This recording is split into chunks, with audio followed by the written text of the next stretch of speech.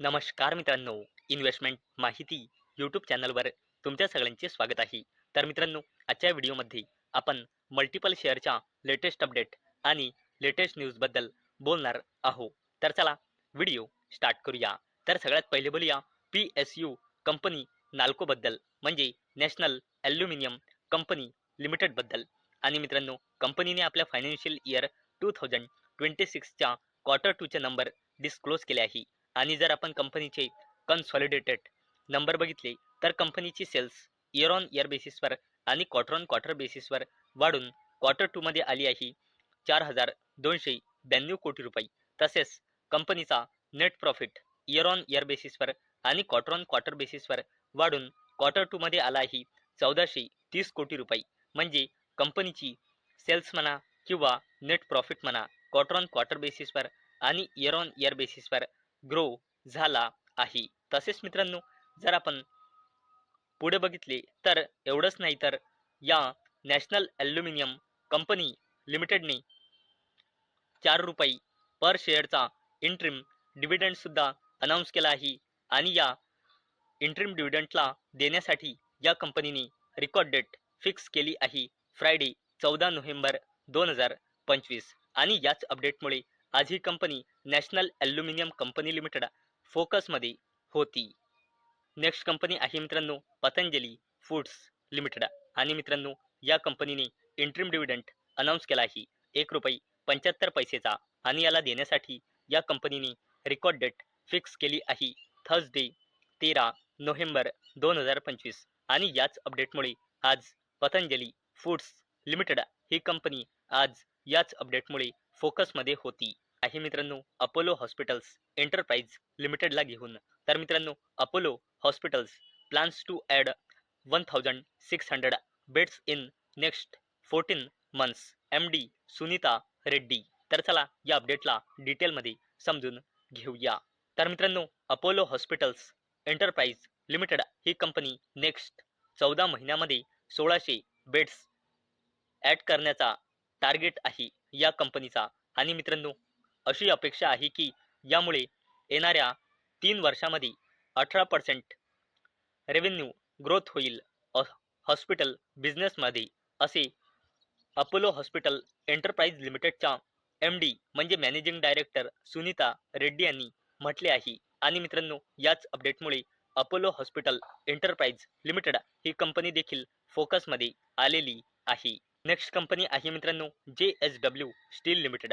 तर मित्रांनो, JSW steel output grow 9% to 25 LT in October. तर चला अपडेटला डिटेलमध्ये समजून घेऊया. तर मित्रांनो, JSW स्टील लिमिटेड या कंपनीने आपल्या ऑक्टोबर 2025 या महिन्याचा बिझनेसचा डेटा डिस्क्लोज केला आहे. तर मित्रांनो, JSW स्टील लिमिटेडचा ऑक्टोबर 2025 या महिन्याचा कन्सॉलिडेटेड आउटपुट आला आहे 24.95 लाख टन्स.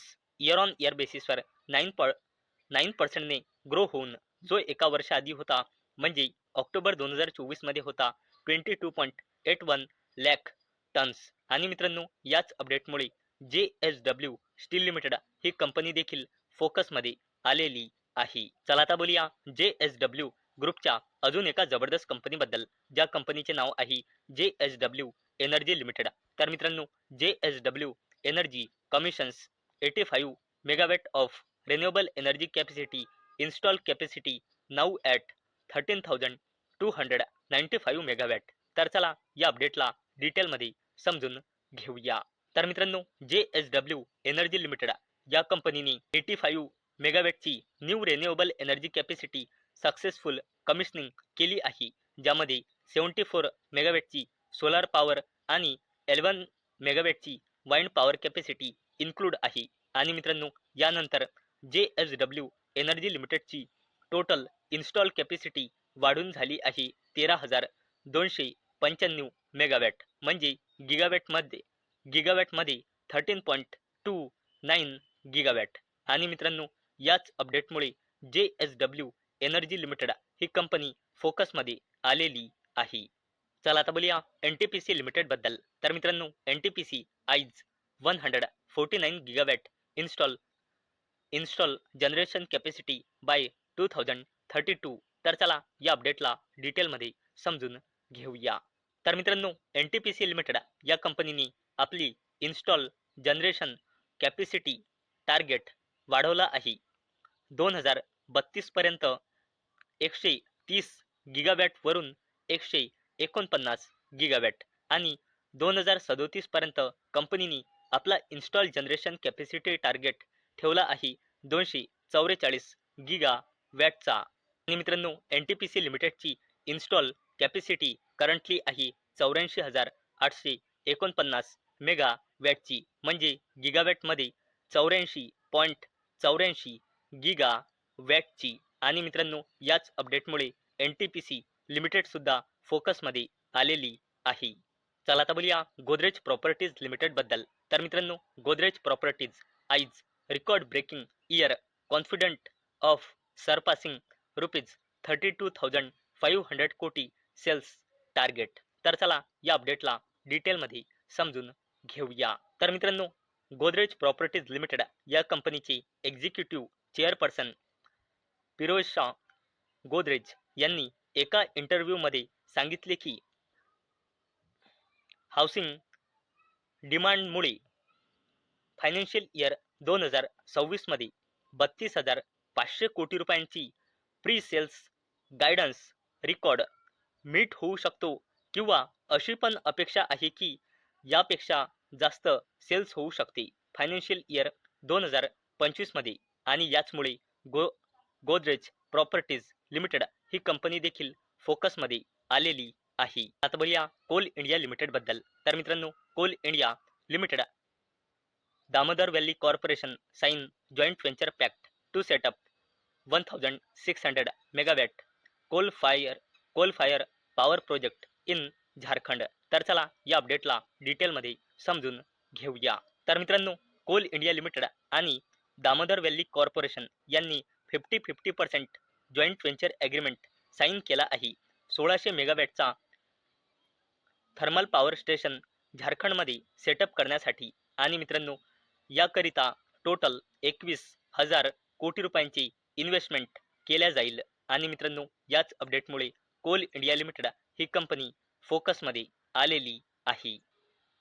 चला आता बोलूया HAL म्हणजे defence company Hindustan aeronautics limited बद्दल. तर मित्रांनो, HAL sells mega deal with GE aerospace for procurement of 113 jet engines. तर चला अपडेटला डिटेलमध्ये समजून घेऊया.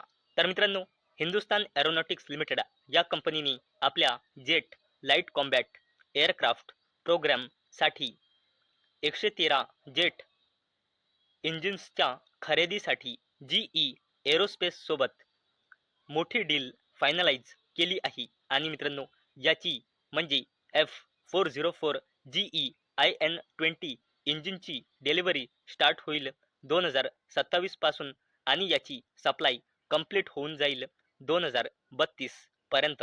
आणि मित्रांनो, याच अपडेटमुळे defence company Hindustan aeronautics limited आज फोकसमध्ये होती. तर मित्रांनो, मला अपेक्षा आहे आजचा आपला व्हिडिओ तुम्हाला इन्फॉर्मेटिव्ह वाटला असेल. तर मित्रांनो, जर तुम्हाला हा व्हिडिओ इन्फॉर्मेटिव्ह वाटला असेल तर या व्हिडिओला लाईक करा आणि चॅनलला सबस्क्राईब करा. आणि मित्रांनो, हा व्हिडिओ फक्त आणि फक्त एज्युकेशन पर्पजसाठी बनवलेला आहे. माझ्याकडून काहीही रेकमेंडेशन नाही की तुम्ही या स्टॉक्सना बाय करा, सेल करा किंवा होल्ड करा. तर चला भेटूया नेक्स्ट व्हिडिओमध्ये. तोपर्यंत टाटा, बाय बाय.